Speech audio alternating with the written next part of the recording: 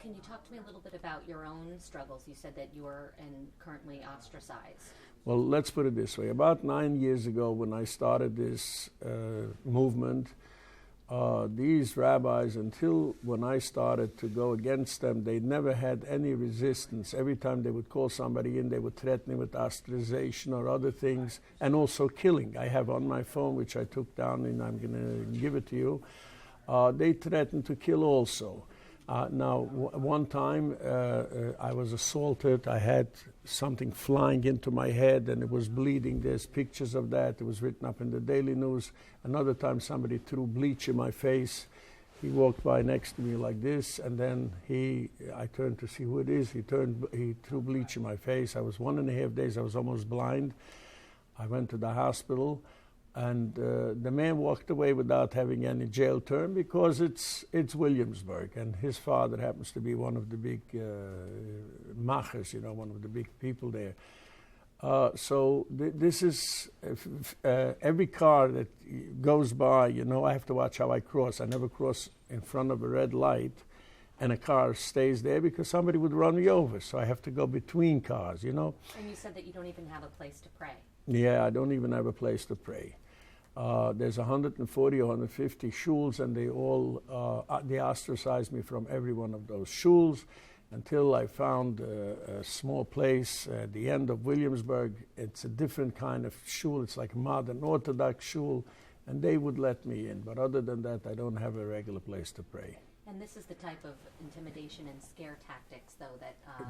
Just a second. I want to see if I close this because I don't want it to... Go off in the middle, yeah. Okay. And this is what?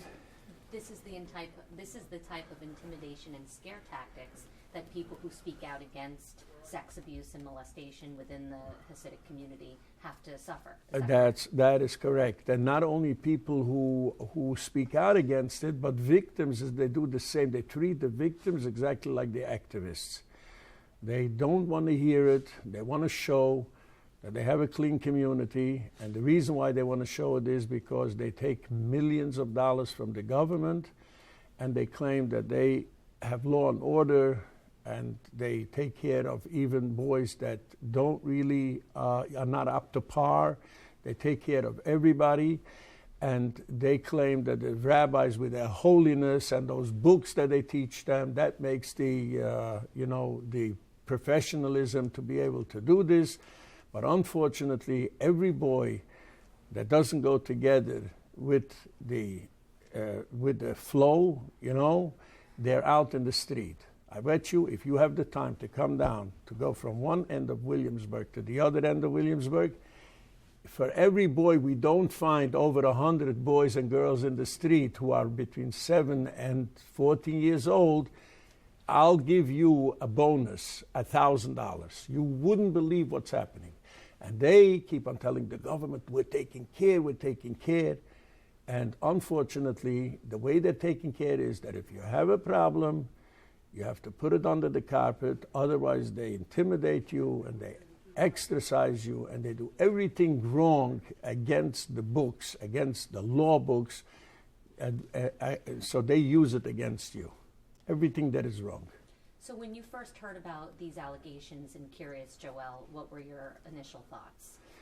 When I first heard, in fact, I saw on the video from Channel 12, when I first saw this, I want you to know this is a pattern that keeps on repeating itself again and again and again. We had a principal, was also about 35 years in Williamsburg, and his name is Mr. Reichman. It was all over in the newspapers for years, and he intimidated boys. And one mother was very loyal to her son, and she says, I'm going to come out. She came into the office, and she says, I don't want to put him in jail. I just want him to get out of the school. So they took him out of the school. Now, watch what happened. The minute the boy became over statute of limitation, which is his 21st birthday, his 23rd birthday, they took him back. They took the principal back. And his mother was furious, and she took lawyers. And the lawyers said, there's nothing we can do. That's the end. But meanwhile, because it was such a big commotion, there was another person that said he did the same thing to me. What they used to do is, and I want you to see that this is a pattern that's going on. That was my next question, but go ahead. He used to take him into the office Friday, and you know, Friday is what they call payday. So if you didn't know that good in school, you know, for your studies for the week, then they would pay you. They would say, listen, you're no good. They would close the light, and before you know it, they would put you in the lap, and they would do whatever. The rest is all for you to understand. So one day, this boy was a little furious. Why is he doing this to me? So he says, I'm giving you grandfather love. You didn't have a grandfather. He was killed in Auschwitz. So I'm giving you the love that you missed from your grandfather. And the same pattern he did to other boys as well. So now another boy came. Now he was still in statute of limitation. He says, if this Mr. Eichmann is not fired, I'm going to come out against him and I'm going to put him in jail. So they had no choice, and they had to tell him to go. The same is the story with this one here.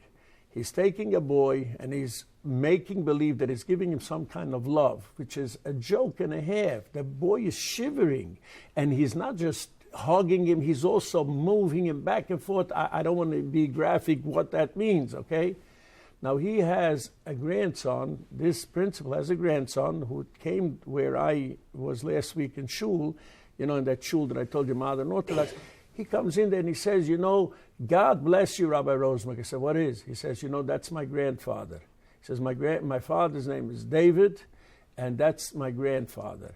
And I want you to know that he used to do this to all his grandchildren, and we were scared of him. We would never go close to him because this is the kind of sex abuse he used to do. So I asked him, how do you know it was sex abuse? He says, what, are you kidding? He used to touch the penis through the clothes.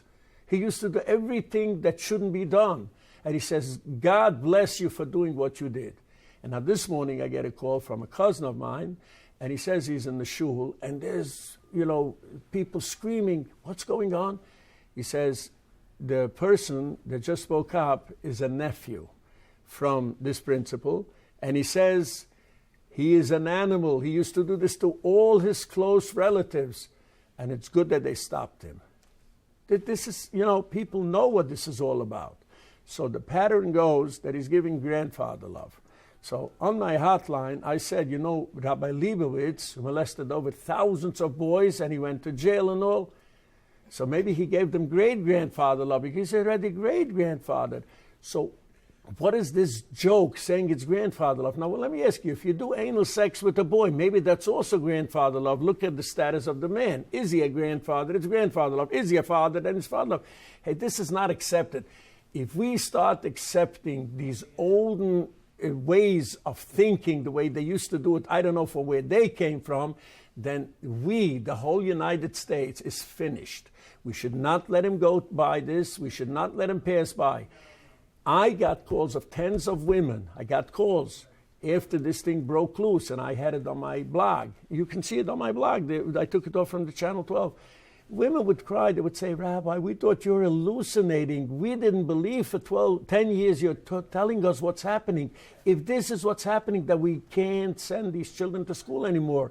This is unacceptable. We're mothers. We know what this is all about. We should not let this pass by.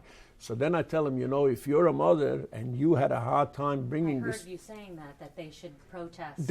Why don't you go out and protest? And so then that's the problem, is that nobody does. They don't want to speak out against their government, against the leaders. That is right. So let me ask you, who is financing all this? Who is financing this? It's the United States government. We, with our tax money, are building in a society where people want to be normal, they want to live a decent life.